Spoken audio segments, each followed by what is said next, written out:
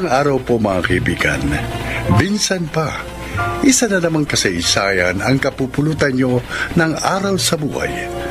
At inyong marinig ang kwento ni Karisma.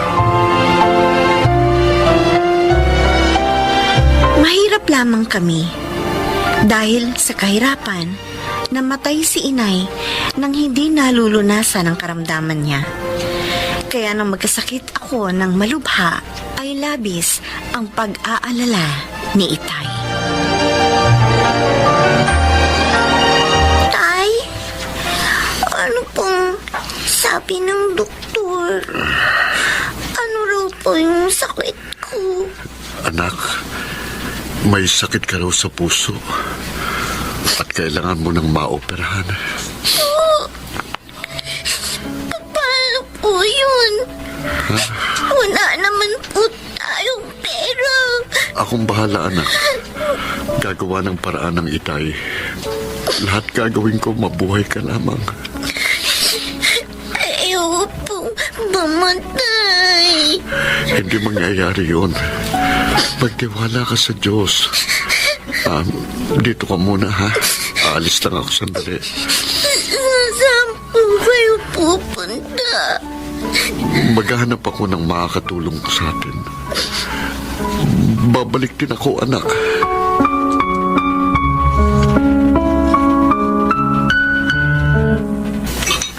Oh.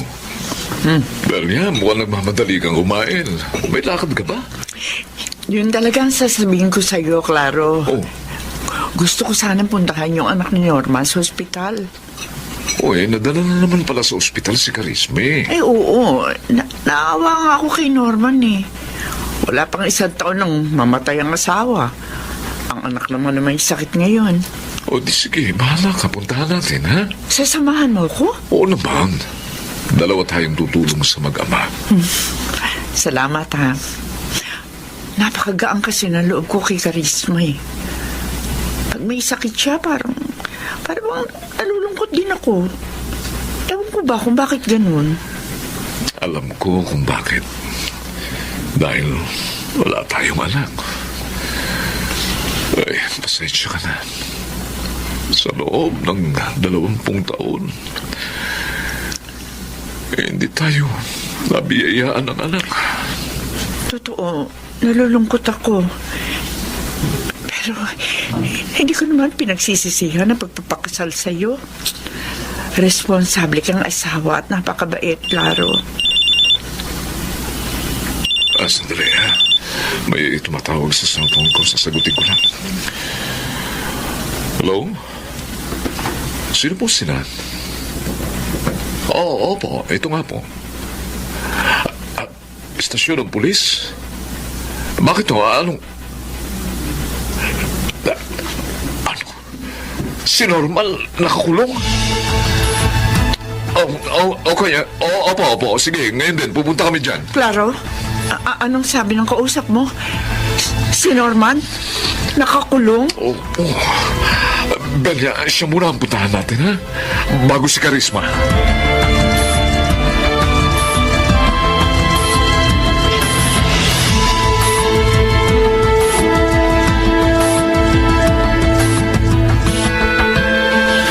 Sir Claro, Ma'am Belia, salamat po sa pagparito. Norman, bakit mo ginawa yun? Bakit mo pinatay ang matandang yun? Nakita kong kumuha ng malaking halagang matandang yun sa bangko. Natukso po akong kunin sa kanyang pera. Diyos ko. Para ho sa operasyon ni Karisma. Pero nalaban ho ang matanda. Kaya nasaksak ko siya. At ang masakit, namatay siya. Hindi ko po gustong mangyari yun. Pero lang nakangad ko para po sa aking anak. Pero lalong malaking problema ito. Oo nga. Makukulong ka ng matagal. Parang awa niyo na po. Tulungan niyo ang aking anak. May sakit siya sa puso at kailangan maoperahan. Ano? Sa puso? Ang sakit ni Karisma? Opo. Tulad din ng kanyang ina.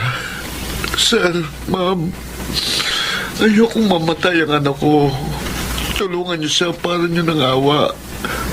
Kahit huwag na po ako, siya na lang po.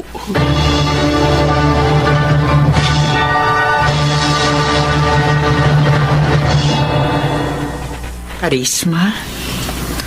Amelia? Sir Claro? Kayo po pala. Wala pa pong tatay ko eh. Nakausap namin siya, Karisma. At ibinilin ka niya sa amin. Po? Bakit po ako pinilin? Nasaan po si Tay? May mahalagang pinuntahan ng tatay mo. Habang wala siya, kami muna mag-aalaga sa'yo. Umalis po siya nang hindi nagsabi sa akin. Bakit po ganun? Babalik din ang tatay mo. At huwag ka mag-alala. Hindi ka namin pababayaan. Oo nga, Karisma. Kami ang bahala sa'yo. Ipagagamot ka namin.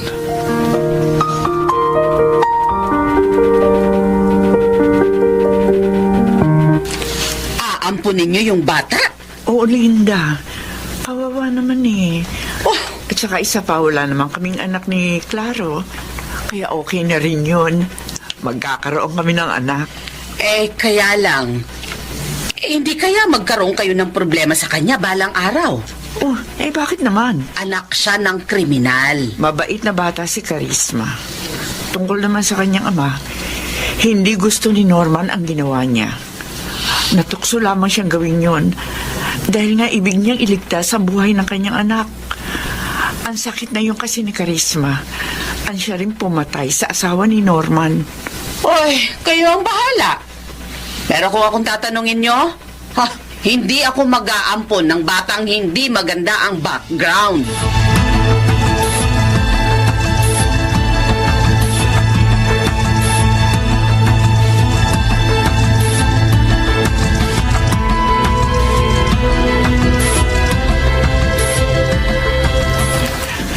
Masaya kami at magaling ka na ngayon, Karisma. Oo nga. Sa pasukan, pag-aaralin ka na namin, ha?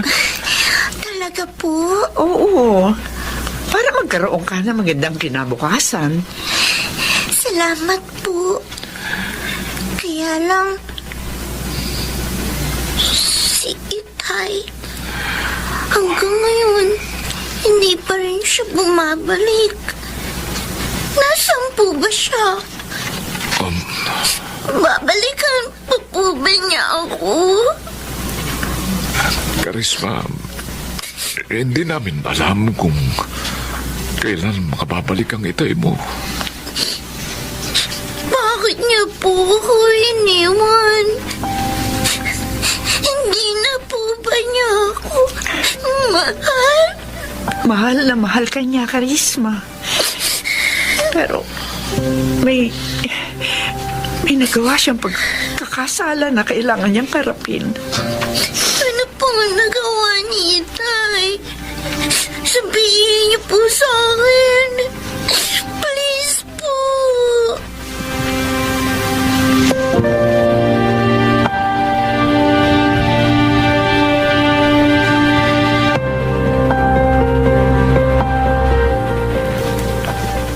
Norman, may kasama akong dumalaw sa iyo.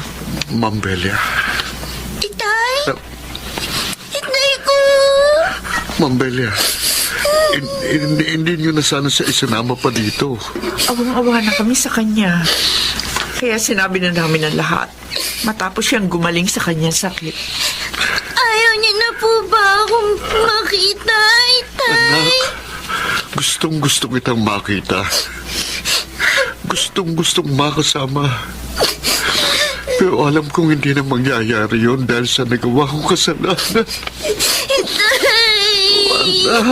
Anak. Magpakabait ka sana kina Ma'am Belly at Sir Claro, ha?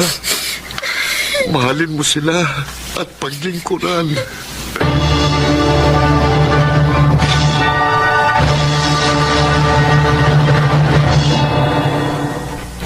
Ay, ibig mong sabihin, nanalo na naman sa kasong hawak niya si Karisma. Oo, Linda. Ay, kagaling talagang abogado ng ampon niyo, ano? Tunay na anak ang turing namin sa kanya, Linda. Ay, pasensya na. Pero natutuwa ako dahil pawang kaligayahan ang idinudulot sa inyo ni Karisma. Eh, ang tatay niya, kumusta naman? Patuloy silang nagkikita. Hindi naman namin ipinagkakait sa mag-ama ang magkita.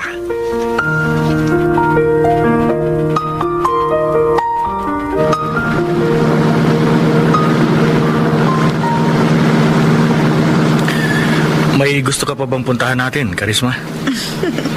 Mukhang nasa mood kang samahan ako today, Ronnie. Last week, hindi kita nasamahan sa mga lakad mo. Kaya gusto ko naman makabawi today. Nag-aalala nga ako eh. Bakit naman? Baka sinamahan ka ng ibang maniligaw mo. Wala, no? Ikaw ang boyfriend ko. Kaya bakit ako magpapasama sa kanila? Ay, gusto ko sanang dumaan sa correctional. Ha? Eh, bago akong kliyente dun eh. Okay.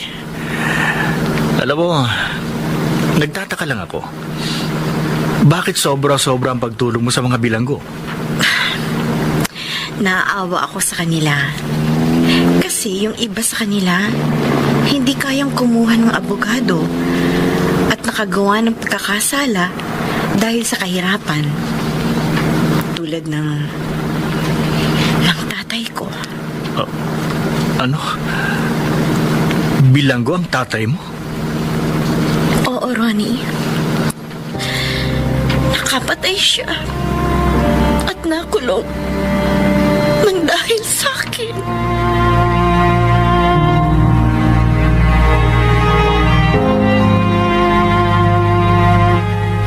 At alam na pala ni Ronnie ang lahat.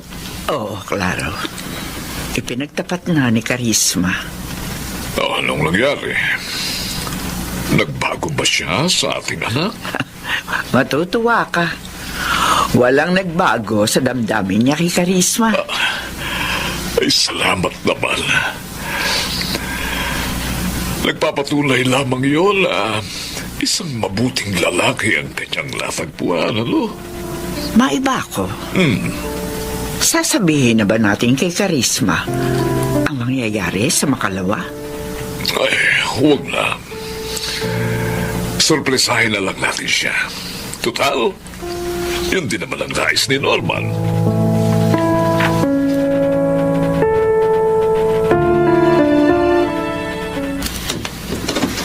Mami? Daddy? Narito na po ako. Karisma, anak, Tay! Narito kayo! malayan ako, anak.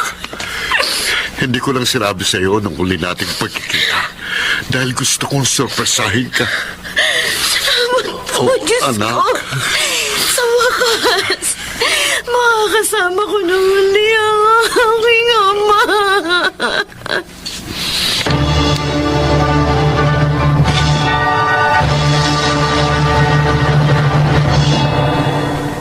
Muli kong nakasama si Itay. Nilimot namin ang mapait naming nakaraan. Naunawaan naman kami ni na Mami Belia at Daddy Claro. Sana po ay inyong kinapulutan ng aral ang aking kasaysayan. Ako po, si Karisma.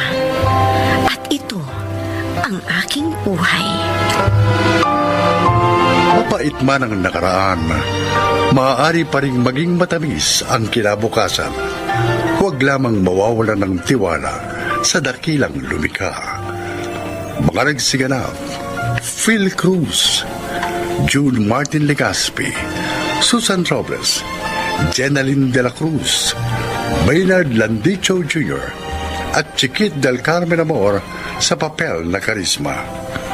Naglapat ng angkop na tunog Jerry Mutia, sa musika Buboy Salonga, supervisyong teknikal Eric Lucero at Bong Biar, creative consultant Phil Cruz, production assistant Anching Cruz, Ito'y mula sa panulat ni Telma Corporal Alcantara sa direksyon Salvador M. Royales. Ito ang aking buhay.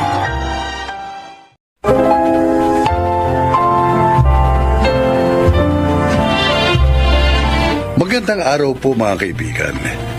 Isa na naman pong kasaysayan na kapupulutan nyo ng araw sa buhay ang inyong marinig. Ito ay ang kwento ni Drigo.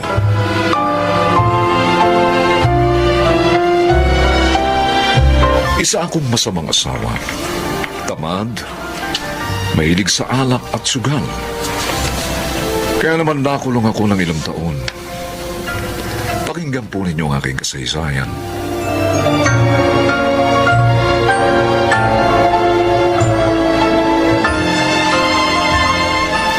Oh, Erning!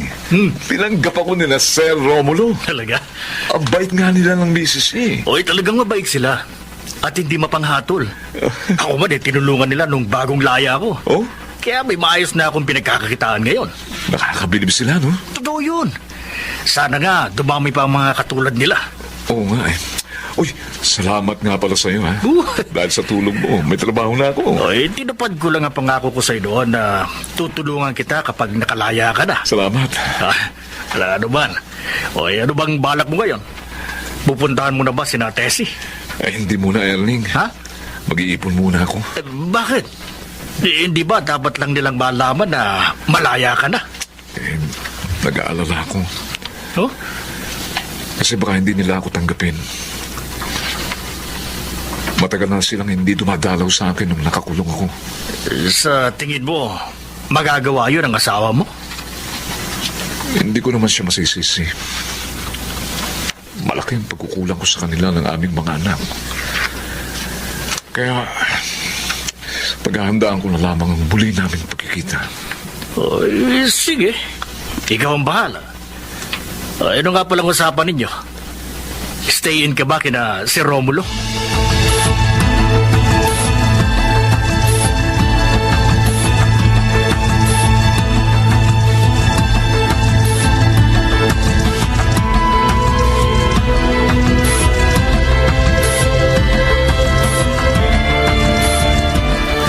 Yun po pala ang dahilan kaya gusto ninyong dumito ako sa inyo. Natataranta kasi ang mamason mo kapag sinusumpong ako ng sakit ko. Ay, ang hirap kasi pag walang driver. Lalo na kapag sa gabi sinumpong si Romulo. Oo nga. At kailangan ko siyang isugod sa ospital. Pareho pa namang nasa abroad ang dalawa naming anak. Ayos lang naman po kung mag-stay-in ako dahil wala po akong uuwian. Wala ka bang pamilya? Meron po, pero nahihiya po akong puntahan sila eh. Dahil malaki ho ang pagkakasala ko sa kanila. Ang gusto ko po, paghandaan muna ang muli naming pagkikita para mapatunayan nilang talagang nagbago na po ako. Maganda yan. At sana nga'y tanggapin ka ng pamilya mo. Bigyan ka nila ng bagong pagkakataon.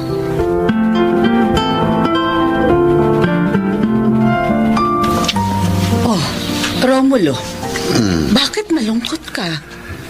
Ano bang sinabi sa'yo ng doktor mo? Yung ipinadala natin para itest nila. Oh, Hindi raw kamats. Hindi ko raw kamats. ha? Kung ganon, bigo na naman pala tayo. Ganun na nga. Iniisip ko nga, saan pa kaya tayo maghahanap? Kahit pa 1 milyon, magbibigay ako. Makahanap lang tayo ng tutulong sa akin. Ason, gusto ko nang makalaya sa sakit na ito. Gusto kong makasama pa kayo. Kayo ng ating mga anak. Huwag kang mawalan ng pag-asa. Naniniwala ako. Ipagkakaloob din ng Diyos ang ating pakiusap sa Kanya.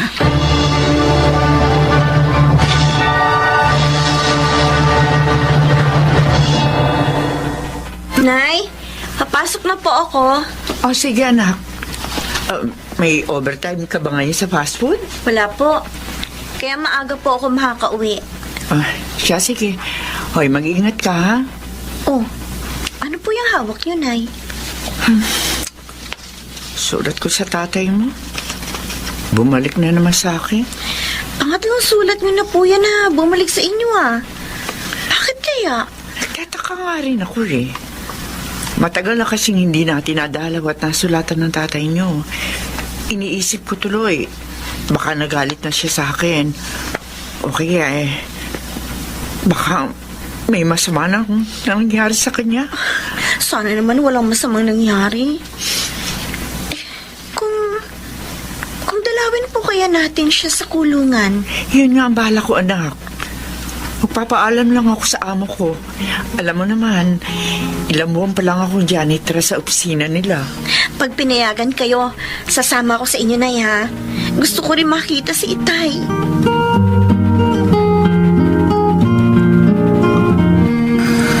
Sir, okay lang po ba kayo? Kaya niyo na po bang pumasok ngayon sa opisina niyo? Oo, Rigo. Malungkot po kasi kayo, sir. At matamlay. Masama po ba ang pakiramdam niyo? Hindi naman. Talaga lang nalulungkot ako. Matagal na kasi kung naghahanap ng maaari kong maging kidney donor. Handa naman akong magbigay kahit malaking halaga. Ang kaso lahat ng nakita ko, hindi ko kamatch. Napakahirap po pala ng sakit ninyo. Oo nga. Matagal na akong may chronic kidney disease. Kaya ko namang magpa-opera. Kaya lang, wala ngang mahanap na kidney na maaaring pumwede sa akin. Naalala ko po. Oo. Nabanggit niyo sa akin, pwede pa rin mabuhay ng maayos ang tao kahit isa lang ang kidney. Di ba? Oo, totoo yun. Sir, kung subukin niyo kayang patingnan ako, sir. Baka pumwede po ako.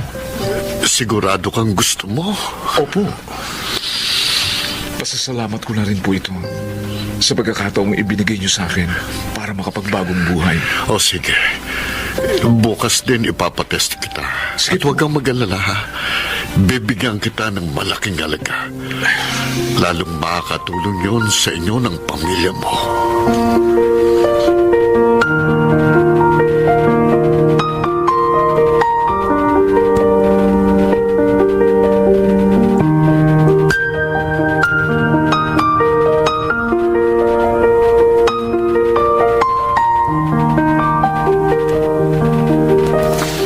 Hindi ako makapaniwala sa ginawa mo.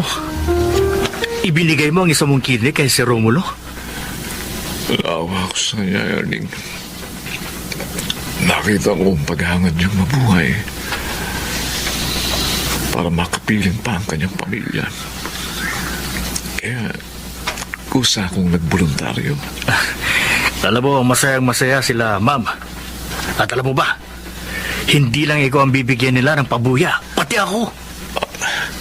Talaga? Oo, dahil ako raw ang nagdala sa'yo sa kanila. Alam mo, Erning, gagamitin ko ang halagang makukuha ko para kina Tess.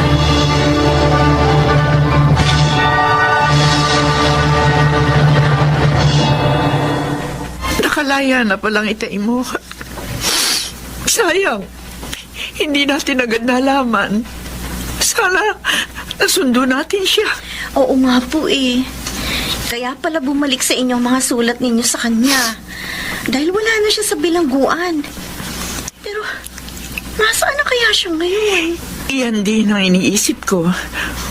Kung pinuntahan niya tayo sa probinsya, hindi niya tayo matatagpuan doon. Dahil nung pumanaw po sina Lolo at Lola, umalis na tayo doon at lumipat dito sa Maynila. O sana may tumulong naman sa tatay mo, anak. Upang hindi na siya maligaw uli ng landas.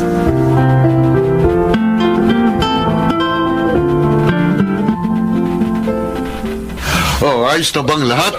Para sa gagawing celebration dito sa bahay bukas? Oo, Romulo. Ay, alam mo, masaya rin ang mga tauhan natin nang malamang naoperahan ka na. Lahat sila papuntahin mo dito. Pati na ang mga janitor at janitress. Ha? Gusto kong makasama natin sila sa pagsasaya. Masusunod, mahal ko. Ay, mabuti na lang kinuha mong driver si Drigo. Dahil siya pala ang makakatulong sa'yo.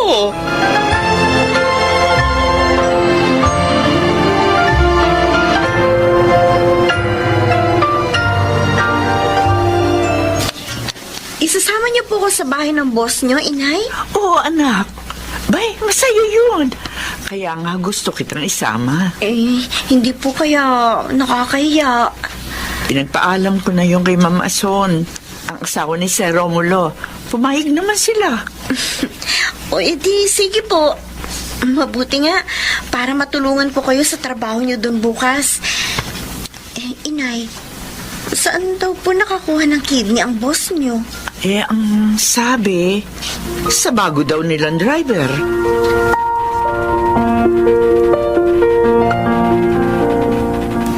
Magandang hapon po. Tauhan po ako ni Sir Romulo sa kanilang opisina. Si... ikaw nga ba? Ha? Itay? Inay! Si Itay! Diego! Diego, asawa ko! Si... napakatagal kong pinangharap na makita kayong muli. Kami rin po, Itay. Nagpunta nga po kami ni Inay sa binangguan eh. Pero nakalaya na raw kayo. Kaya pala bumalik ang lahat ng mga sulat ko sa'yo. Nang lumaya ako, tinulungan ako ng kaibigan ko si Erning. At ipinasok niya ako bilang driver dito kina Sir Romulo. Salamat sa Diyos. Muli ka namin nakita. O Tessie, akala ko lamuhin na kayong tuluyan sa akin dahil hindi niyo ko dinalaw ng mahabang panahon. Sinunod ko lang ang gusto ni Nainay at Itay. Para tulungan nila ako sa ating mga anak. Salamat. Pero hindi ako nagagalit sa iyo. O Tessie, maraming salamat. Salamat. At ipinangangako ko sa iyo, ibang Drigo naman ang kasama ninyo. Ninyo ng ating mga anak.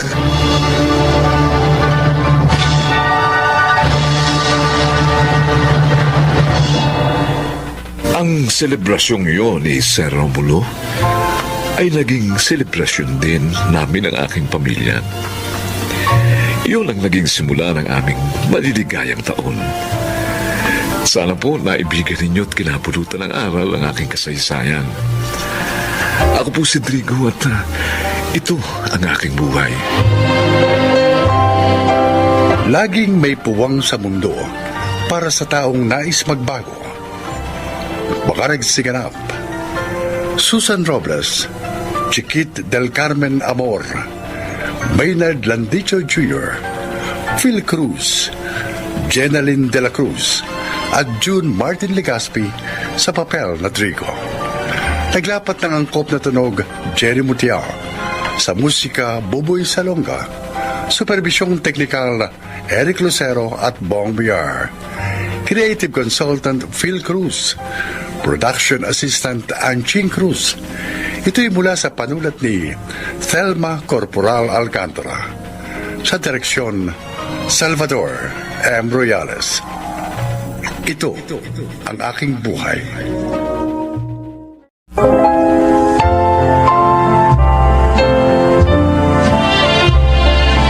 Magandang araw po mga kaibigan. Isang kasaysayan ang inyong maririnig na kapupulutan ng aral sa buhay. Ito ay ang kwento ni Floro. Naging mahirap ang buhay namin ni Inay nang iwan kami ni Itay. Naging sakitin kasi si Inay at ako naman naligaw ng landas.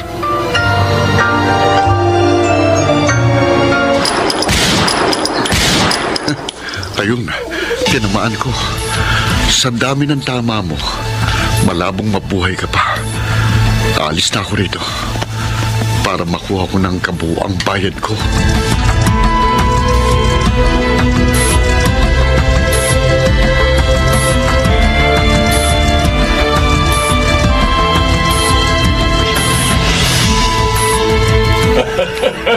Mahusay ka talaga, Floro! Hindi nagkamali ang kaibigan ko sa pagre-recommenda sa'yo, ha? Ayoko kasi na napapahiya ako sa kliyente ko eh. Para naman mas maging magandang kita ko, Don Roberto. At dahil nagawa mo ng pulido ang ipinatrabaho ko sa'yo, eto. Ayan, ang kabuuang bayad ko. May bonus pa yan, ha? Salamat ho.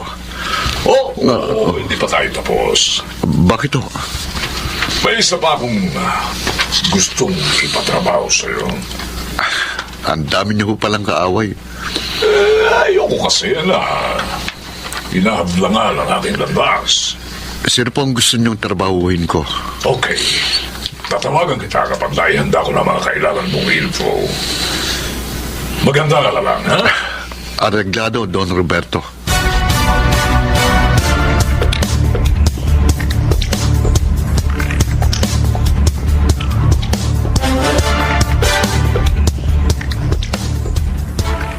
Gabi na.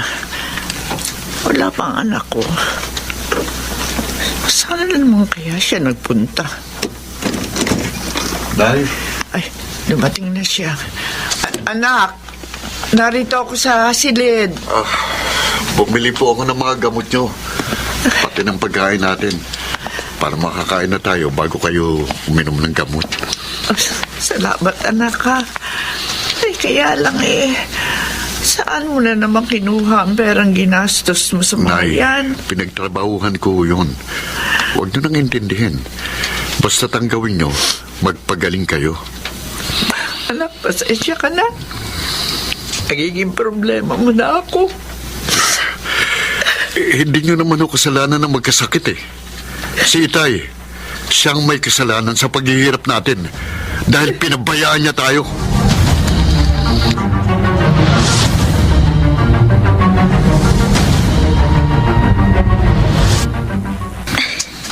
Ang ganda naman ito, Floro.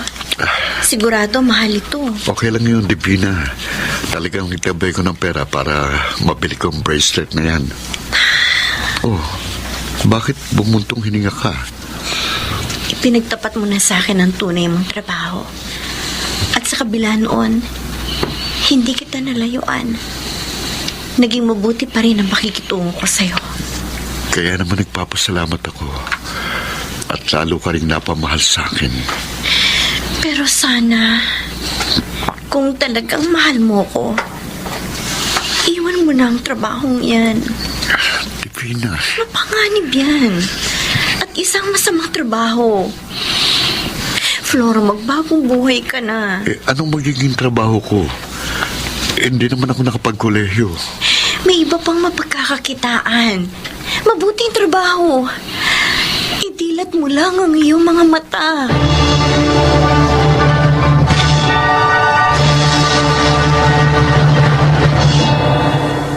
Ay, Divina! Ang ganda naman ng bracelet na bigay sa'yo ni Floro. Kung hindi nga lang ayoko masaktan ng loob niya, hindi ko to tatanggapin, Chona. Huh? Bakit naman? Dahil galing yan sa hindi maganda niyang trabaho. Oo, ganun na nga. Ano nga ba talagang trabaho niya? Hanggang ngayon ayaw mong sabihin. Pasensya na. Pero hindi ko talaga pwedeng sabihin. Alam mo, kung ako sa'yo, hayaan mo na lang siya sa trabaho niya. Tapos, tanggapin mo na lang lahat ng mga alas na ibinibigay niya. Chona? Oh, diba? Hindi mo naman hiningi sa kanya yun. Kaya wala kang kasalanan. Pero gusto ko nga magbago siya. Para sa aming dalawa.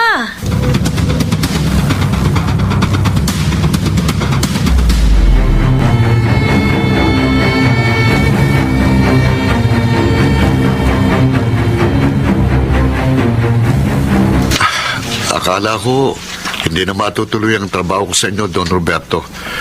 Matagal kasi bago niyo ako tinawagang uli. Nagpalamig lamang ako, Floro. Para kung may mangyari man sa kanya, Hindi ako mapag-iinala, di ba? Sino po ba ang taong gusto niyong ipatumba? Okay. Ito.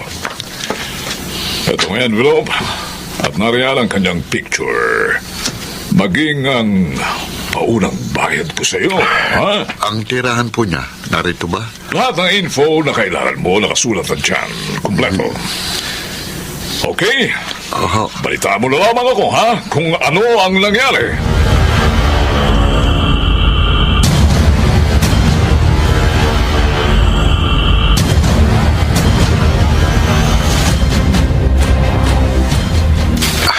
Malaking halaga ng naiipon ko. Nabayaran ko na rin itong binibili kong bahay namin ni inay. May kabuhayan na ako kahit papano. Hindi na kami magugutom ni inay. At madaragdagan pa ang pera ko dahil sa perang ibinigay ni Don Roberto. Patingin nga nitong nasa envelope. May dagdag ang perang ibinigay niya.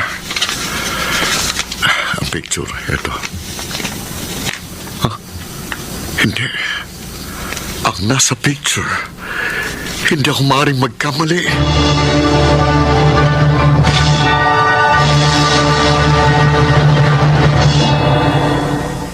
Flora, may gumugulo ba sa isip mo? Wala ho na eh. Napapansin ko kasi, patamlay ka. Pagod lang po ako. May problema ka nga. Papaano ka napagod? Hindi ka pa naman umalis ng bahay. Nay, Tungkol ba sa trabaho mo ang bumabagabag sa'yo? opo. Sabi ko na naman kasi sa'yo, iwan mo na ang gawain yan. Hindi sa lahat ng panahon makakaligtas ka sa batas ng tao, anak. At lalong hindi mo maliligtasan ay ang batas ng Diyos. Inay, Anak, pakiusap. Iwan mo na ang gawain yan. Mga ibang lugar tayo. Doon ka magsimula ng isang bagong buhay. may pagkakasala kay Don Robertong taong ito. At may kasalanan din sa akin. Kaya dapat lang siyang singilin. Anak, matakot ka naman sana sa Diyos. Itigil mo na yan.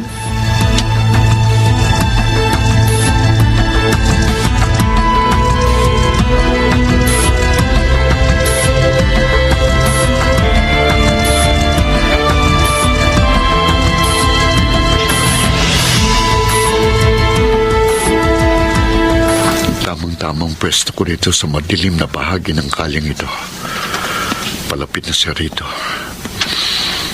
Gusto kong bago kita patayin, masumbatan man lang kita. Sandali. Sandali. Sino ka?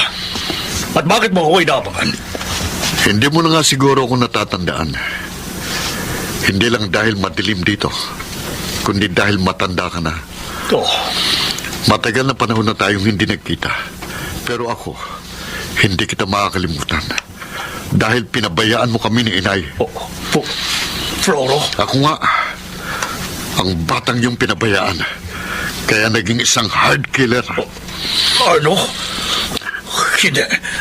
Alam mo bang inutusan ako ni Don Roberto para patayin ka? Si Roberto? Wala akong kasalanan sa kanya. Hindi lang niya matanggap na naungusan siya ng aking kumpanya. Pero para sa akin, malaking kasalanan mo. Iniwan mo kami ni inay. Sumama ka sa ibang babae. Kaya kami naghirap.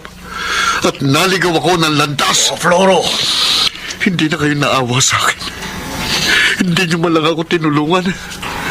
Wala kayong kwentang ama. Wala akong kasalanan sa inyo. Lalo na sa'yo. At hindi rin ibang babae ang dahilan. Kaya ako kayo iniwan ni Minda. At anong dahilan? Nahuli kong may kalaguyo ang nanay mo. Sinungaling! Yan ang totoo. Kahit tanungin mo siya. At ikaw, hindi kita tunay na anak. Ano? Oo. Anak ka niya sa dati niyang nobyo. Tinanggap kita. Inaring anak. Dahil ang akala ko, magbabago na si Minda. Pero nagkamali ako. Nagawa pa rin niya akong pagtaksilan. At sa sarili ko pang pamamahay. Leon, masisisi mo ba ako? Kung iwan ko ba kayo?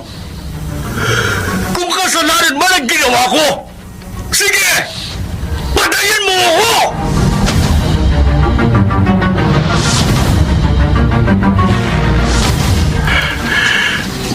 Masamang loob ko sa nalaman ko, Divina.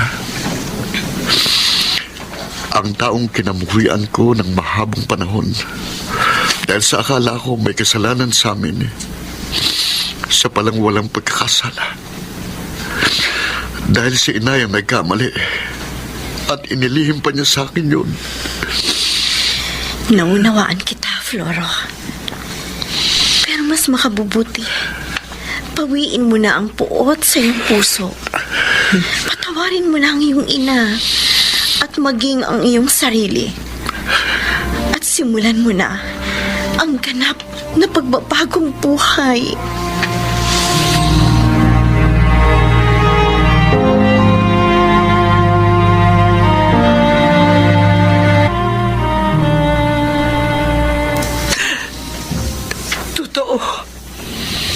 Totoo ang sinabi ni Pepito, anak. Wala siyang kasalanan. Ako ang nagkasala. Pero inilihim niyo sa akin ang lahat. Pinapaniwala niyo ko sa isang kasinungalingan. Matawad, anak. Natakot akong kabuhian mo. Kaya hindi ko sinabi sa iyo ang lahat. Kinamuhian ko siya. Muntik pang patay. Yung pala hindi naman dapat. Patawarin mo sana ako, anak. Matagal na panahon ko pinagsisihan ang aking nagawa. At marahil, ang paghina ng aking katawan ay parusa sa akin ng langit. Dahil sa aking kasalanan.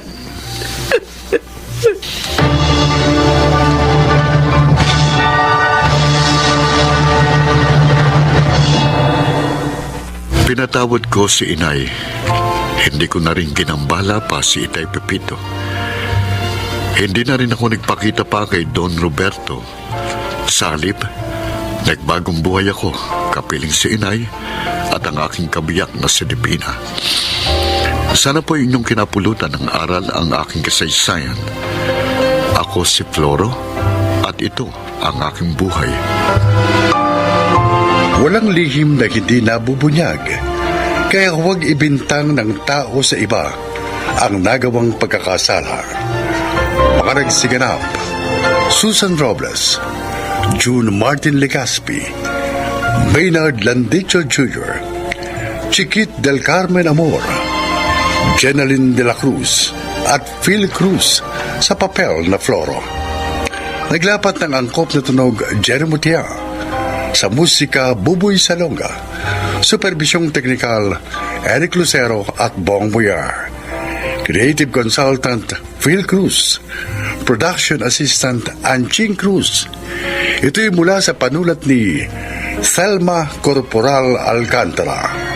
Sa direksyon, Salvador M. Royales. Ito ang aking buhay.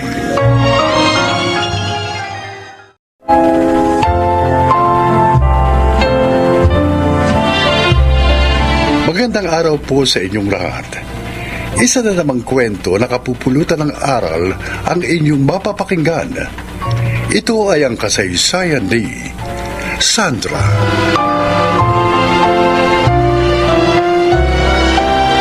Five years na kaming kasal ni Harold. Maligaya naman ang aming pagsasama, ngunit hindi ko akalain na isang pagsubok ang maagang darating sa amin.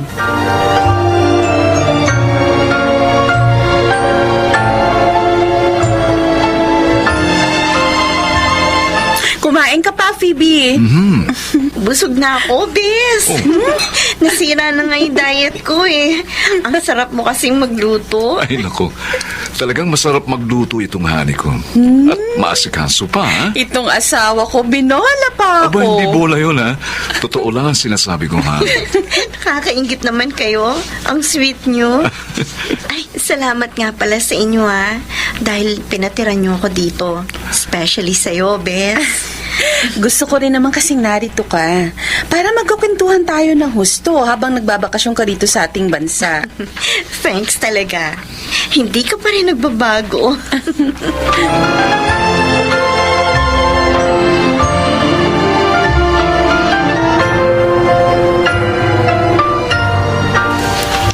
Sana isinama mo si Phoebe sa pagdalaw mo dito, Sandra. Gusto nga sana niya, kaso may kailangan siyang asikasuhin. Kaya nga nauna na silang umalis ni Harold. Kasama niya asawa mo? Kailangan po niya ng sasakyan, Nay. Nakakahiya naman po kung hahayaan ko siyang mag-taxi. Kaya nang sabihin niyang magpapasama siya kay Harold, pinayagan ko na. Sayang. Sana sa akin na lang siya nagpasama. Kahit saan sasamahan ko siya. Drew, ano ka ba? Kasi Nay, crush ko si Phoebe. Iba talagang dating na ngayon. Kaysa nung teenager sila ni Sandra. Aba, mukhang ang lakas talaga ng tama ng kuya ko, Hayaan mo, ilalakad kita kay Phoebe. Uy, gusto ko yan. Tigil nyo nga muna yan, oy. Bakit po ba, Nay? Parang nag-aalala kayo. Kasi anak, sana wag mong hayaan na lagi nakakasama ng kaibigan mo sa mga lakaran ang aking manugang. Bakit naman po? Mabait naman po si Phoebe at kaibigan ko siya kahit noong araw pa. Oh, pero matagal na panahon kayong hindi nagkita. Hindi mo alam kung ano-ano ba na bago sa kanya ng mga panahong yun. Nay?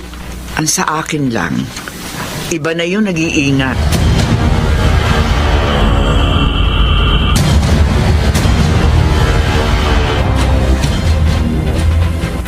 Oh, ang sabi mo, may aasikasuhin ka. Bakit dito tayo sa park nagpunta? Tinext ko kasi yung pupuntahan natin eh. Wala pala siya doon. So naisip ko, mamasya na lang tayo. Okay naman, di ba? Ha? Para makapag-relax din tayo. Okay lang sana kung wala akong trabaho. Kaso meron eh. Isa pa, kung mamamasyal din lang tayo, sana isinama na natin si Sandra para mas masaya, hindi ba? Harold, pwede ka naman maging masaya. Even without her. Magagawa ko yun. Phoebe, huwag mo kong bayan. Baka kung ano isipin ng mga tao sa atin. I don't care. Ang importante sa akin, masaya ako sa ginagawa ko. Excuse me, umuwi na tayo. Biglang sumama ang pakiramdam ko. Di magpahinga na lang muna tayo sa ibang lugar.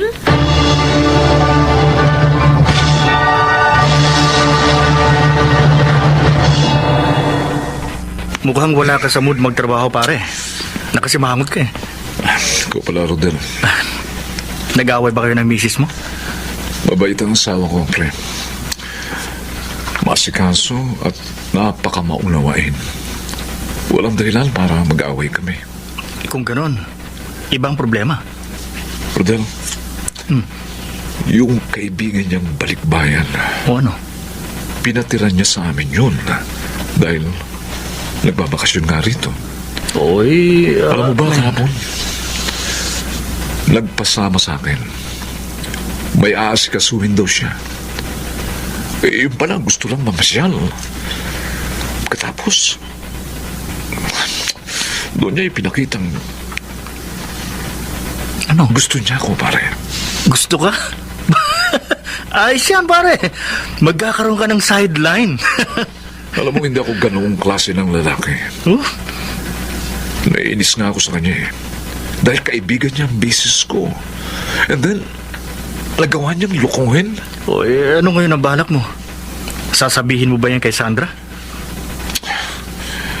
Ewan ko, hindi ko alam. Iniisip ko kung maniniwala kaya siya sa akin pag sinabi ko yun. O baka mas kampihan pa niya ang kaibigan niya.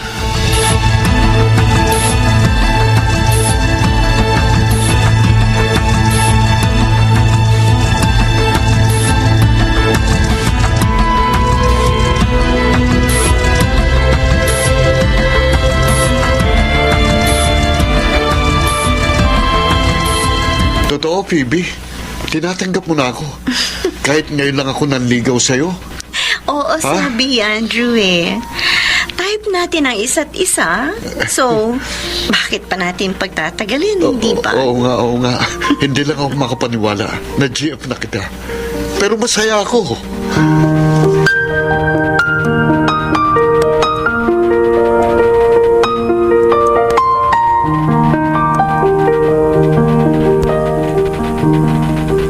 Ano po? Sinagot na ni Phoebe si Kuya? Oo, anak. Kagabi rin mismo. Ay, nakakagulat. Ang bilis naman. Bay, nagulat din ako eh. Ah, hindi mo pala alam ang nangyari. Wala akong nabanggit sa akin si Phoebe hanggang umalis siya kaninang umaga. Oh, saan siya nagpunta? May dadalawin daw ang mga kaibigan niya. Anak, kinakabahan ako sa babaeng yon. Nay? Bay, mukhang iba na siya eh. Parang hindi seryoso. Baka paglaruan lamang niya ang kapatid mo.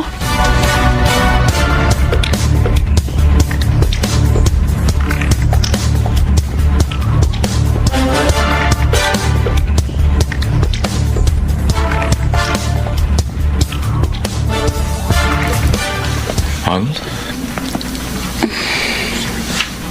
Mukhang malalim ang iniisip mo. Ano ba yun? Ba't hindi ka pala tutulog? Sina Phoebe at Kuya Andrew. Nakita ko sila kanina nang ihatid ni Kuya si Phoebe dito. Oh, Masaya naman sila, pero alam mo, si Inay, iniisip niya na baka paglaruan lang ng kaibigan ko ang kapatid ko. pwede mangyari yun. Harold? Han, tingin ko kasi napaka-liberated na ng kaibigan mo. Hindi siya yung Phoebe na inilarawan mo sa akin na mahinhin. Alam mo, sa totoo lang, nagulat din ako sa malaking pagbabago niya. At hindi lang yun, Han. Okay. Han, may gusto akong ipagtapat sa'yo. Ha? At sana maunawaan mo ko at huwag mong isipin na sinisiraan ko siya. Ano ba yun? Anong gusto mo sabihin, Harold?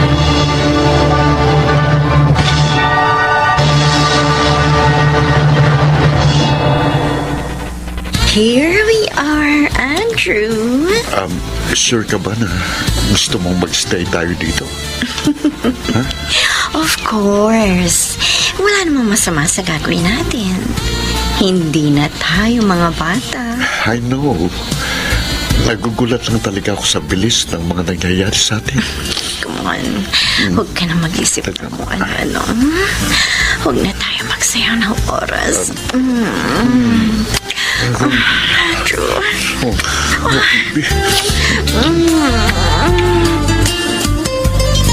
Ay, bakit hindi ka umuwi kagabi, Andrew?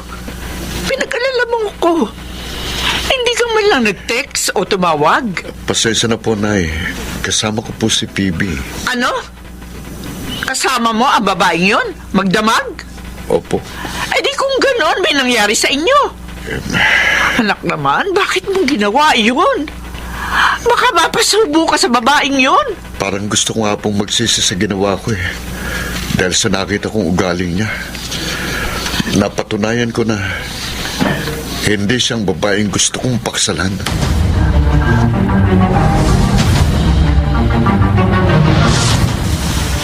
Hi, Harold. Phoebe, bakit ka lumabas dito sa sala ng napakanipis ng suot mo? Hindi pa naman gabi para matulog. Tsaka baka may makakitang iba sa'yo. At sino naman ang makakakita? Wala naman si Sandra dito ngayon. Tayong dalawa lang. Phoebe, bitiwan mo ko. Alalahanin mo ang kaibigan mo ang asawa ko. At nobyo mo ang kapatid niya. Hindi nila ito malalaman. Hindi natin ipapaalam. Ano? At saka, hindi ko naman talaga gusto si Andrew. Sinubukan ko lang naman siya. Kung gano'n, pinaglalaruan mo lang siya. Pero ikaw, Harold, hindi ko gagawin sa'yo yun. Phoebe, I will make you happy. Dahil ikaw talagang gusto ko. Lumayo ka sa akin! Tinulak mo ko. I'm sorry. Pinilit mo akong gawin yan. Sinabi ko na sa'yo, mahal ko ang asawa ko. Tama lang ang ginawa mo sa babaeng yan, Harold. Sandra! Walang Sandra? hiya ka, Phoebe! Sandra, niloko mo ng kapatid ko. Gusto ko pang ahasin ang asawa ko. I'm sorry, I'm sorry. Nagmagandang loob ako sa'yo dahil akala ko ikaw pa rin ang dati kong kaibigan. Sandra, please. Sino pala? Explain. Lumayas ka na rito. No. Ayaw na kitang makita pa!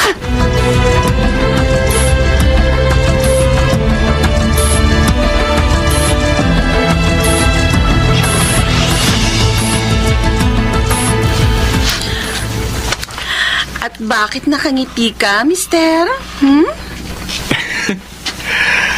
Masaya lang ako. Dahil natapos na ang problema natin sa Phoebe na yon. Oh, Han, salamat na lang. Maniwala ka sa akin, ha? Tapat ako sa'yo. Siyempre, ikaw yata ang asawa ko. At alam kong honest ka sa akin. Ay, mabuti na lang. Natauhan din si Kuya sa tunay na ugali ni Phoebe. Oo nga, salamat naman. Ngayon, wala nang manggugulo sa buhay nating lahat.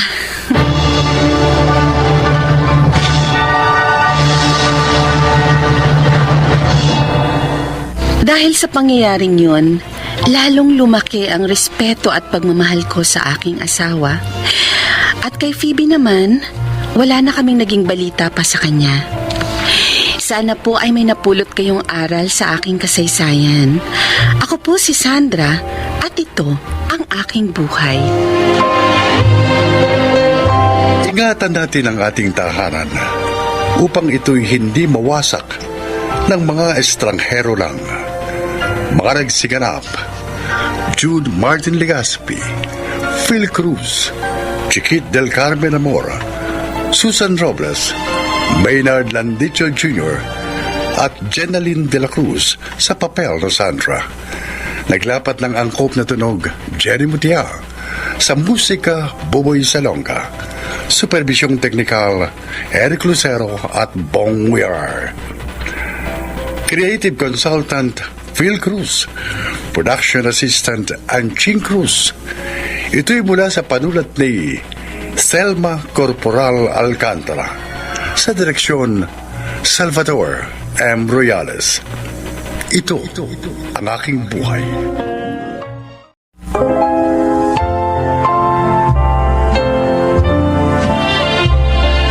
Magandang araw sa inyong lahat. Isa na namang kwento ang inyong maririnig at kapupulutan ng aral sa buhay. Ito ay ang kasaysayan ni Rowena.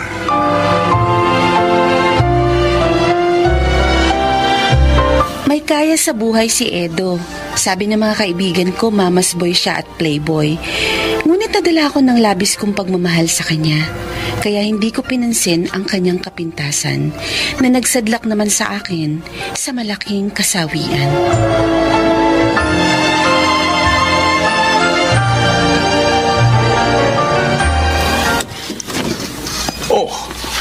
Eto na pala ang apo ko, Minda. Ay, saan ka ba galing, anak? Pinag-alala mo kami ni Itay. Pasensya na po, Inay. Lolo Pablo, kung hindi ako nakapagpaalam sa inyo, wala kasi kayo kanina eh. Saan ka nga ba galing, ha? Kinamang Benito po. Nag-apply ho akong kahera sa grocery nila. Ano? At tinanggap naman po ako. Kahit buntis ka? 5 months pa naman po bago ako manganak. Kaya maaari pa po ako magtrabaho. Makakaipon pa ako. Sa bagay nga. Salamat naman at nakakita ka ng trabaho. Matapos mong iwan ang pinapasukan mong pabrika. Ayoko na ho kasi doon, Lolo. Lalo lang akong malulungkot dahil maaalala kong pagtalikod na ginawa sa akin ni Edu. Masaya ako sa muling pagbabalik na iyong sigla, anak. Nagkamali na po ako sa pagtitiwala kay Edu. Ayaw ko pong magkamaling muli sa pamamagitan ng pagpapabaya sa akin magiging anak. Kaya gagawin ko ang makakaya ko upang mabigyan siya ng magandang kinabukasan.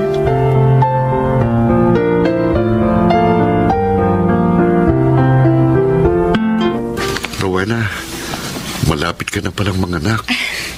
2 buwan na lang, Emilio. Sana pagkapanganak mo ng baby mo, sagutin mo na rin ako para may kilalanin na siyang ama. Pangako ko naman sa'yo, hindi kita lolokohin. Pag-isipan mo ring mabuti. Kasi baka pagtawanan ka ng mga tao dahil sa akin. Wala akong pakialam, magtawa man sila. Sigurado na ako sa damdamin ko sa'yo. Handa akong maging mabuting katuwang mo sa pagpapalaki sa iyong anak. Tanggapin mo lang ang pag-ibig ko.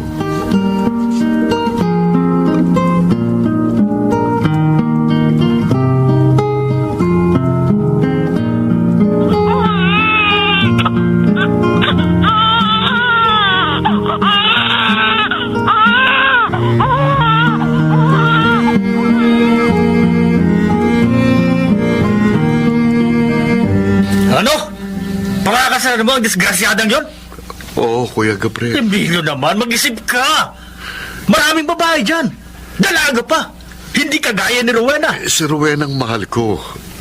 Hindi ang sinasabi mong mga babae. Mahihirapan ka lang sa babaeng yon. May kakambal na mga lasyon. Kuya, Kaya kasi naman, disgrasyada na nga. May depresya pa sa pangisinilang niyang bata. Gusto mo magmalasin din ang buhay mo? nagkataon lang ang nangyari sa anak niya. At hindi ako naniniwala na mangyayari din yun sa magiging anak namin balang araw. Kaya pakiusap, Kuya, huwag ka nang tumutol. Hayaan mo na lang ako kung saan ako liligaya.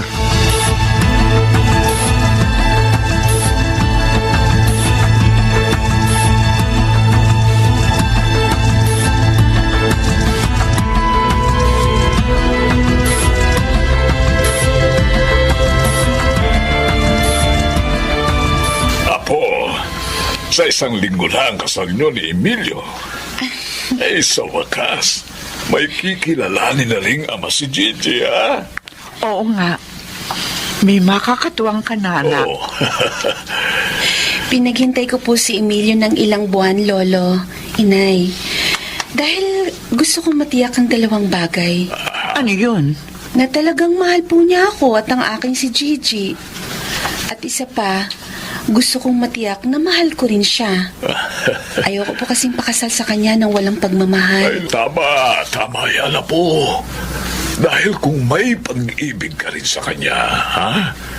Subukin man ang buhay ninyo. Abay, kapwa kayo makapaninindigan, hindi ba? Sana nga, anak. Maging maligaya kayo. Oo. Kahit na nga tutol sa'yo ang kanyang kapatid.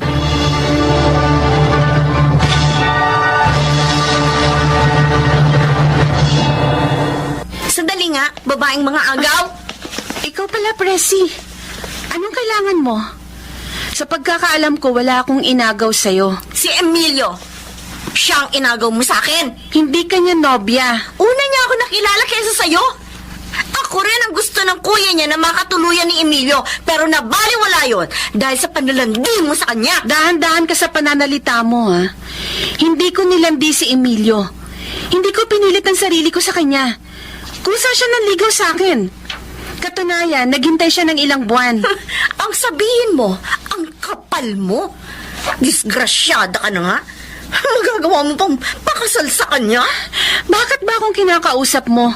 Siya kaya ang pagsabihan mo. Hibang siya sa'yo, kaya ikaw ang kinakausap ko. Ikaw ha, kung may kahiyan ka pa, huwag kang pakasal sa kanya. Walang saysay ang usapang to. Diyan ka na nga. Dali nga! Aray ko, bitiwan mong braso ko, Presi, ha? Nasasaktan ako. Talagang masasaktan ka ng gusto pag hindi mo iniwan si Emilio. Kaya, pasok ito sa kalsada! Tignan mo yan, Presi!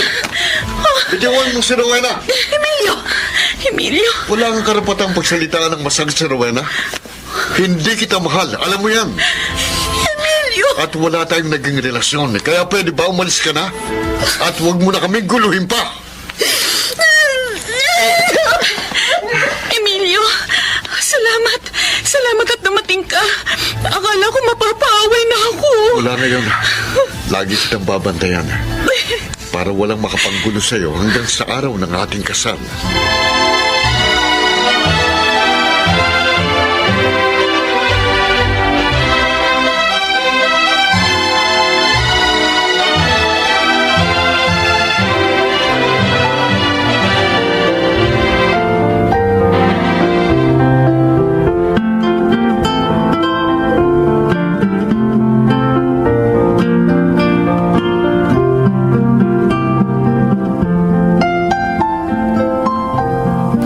Rowena, salamat. Salamat. Saan? Nag-alala kasi ako nung awayin ka ni Presi. Naisip ko na baka hindi ka na magpakasal sa akin dahil doon. Salamat naman, hindi nagbagong isip mo. Mahal kita. At dahil naniniwala akong mahal mo ako, kaya ipinaglaban kong pagmamahalan natin. Alam ko, marami na akong ipinangako sa'yo. Kaya isa na lang ang ipapangako ko ngayon. Ano naman yun? Tutuparin kong lahat ng mga pangako ko. Ikaw talaga. Kala ko naman kung ano na. Halika na nga. Matulog na tayo. Uy, nagayaya na siya. Ano? Ikaw talaga.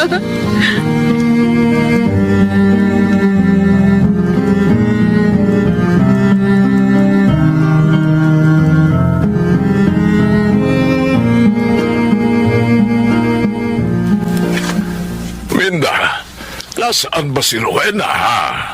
Namalengke ho siya.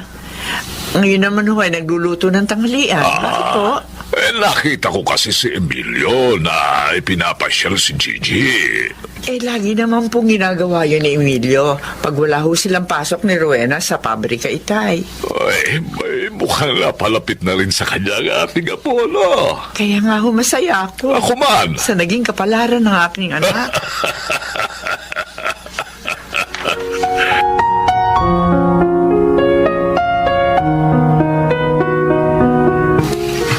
Ito pang kanin at ulam. Ay, Kain salamat. ka lang.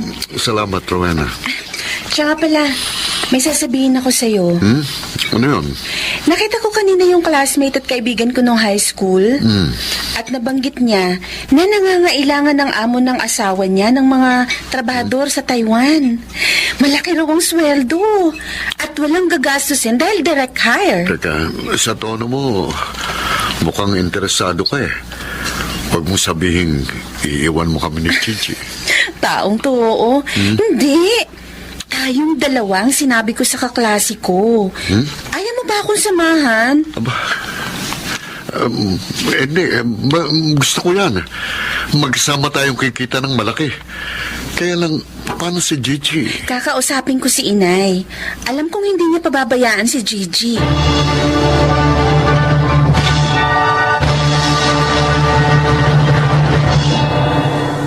Gusto ko sanang makausap si Emilio, Rowena. Sa makalawa pang uwi niya, Kuya Gabriel. Kasama kasi siya ng amo naming lalaki. Ganun ba? Bakit, Kuya? May problema ba? Kuwan kasi, yung asawa ko nanganak sa bunso namin. Si Sarian, kaya kapos na kapos kami. Baka naman pwedeng matulungan kami ni Emilio. O sige, Kuya. Magpapadala ako ng pera sa'yo mamaya paglabas ko para magamit na ninyo. Ha? Kung hihintayin pa kasi natin si Emilio, sa makalawa pa yun. Alam ko namang tutulungan din naman kayo tiyak noon, kaya ibibigay ko na sa inyo ngayon. Rowena, salamat ha. Maraming salamat.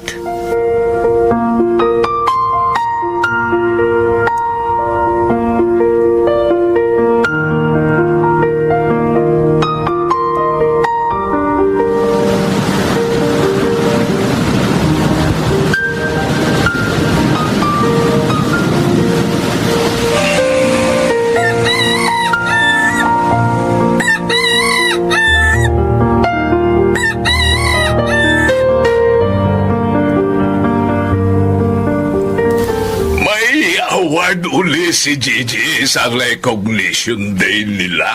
Ha? Opo, Itay. Ako, ay, matalino talaga ang apo natin, ano? Tama ho kayo. Naku, tiyak na matutuwa na naman sila Rowena pag nalaman yan. Itay, gusto ko nga akong sabihin sa kanila. Oo. Huwag nang mag-abroad pa pagkatapos ho ng contract nila.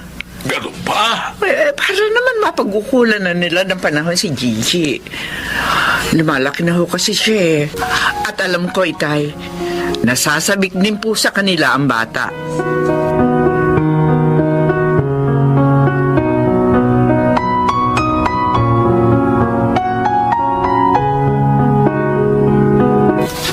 Kung ganon, payag kang wag na tayong mag-renew ng contract? Oo, mahal. Noon ko pa nga gustong sabihin yan sa'yo eh. At saka lumalaki na si Gigi. Dapat mas masubaybayan na natin siya. At gusto ko rin, mabigyan na kita ng junior. Talaga? Okay lang sa'yo na masundan na si Gigi. Okay na okay po. Gusto ko nga lalaki eh. Para may junior na tayo. Bait talaga ng Jesus ko. Mas mabait ang asawa ko. Ideal husband. At mapalad ako dahil matapos ang kabiguan ko, ibinigay ka naman sa akin ng Diyos.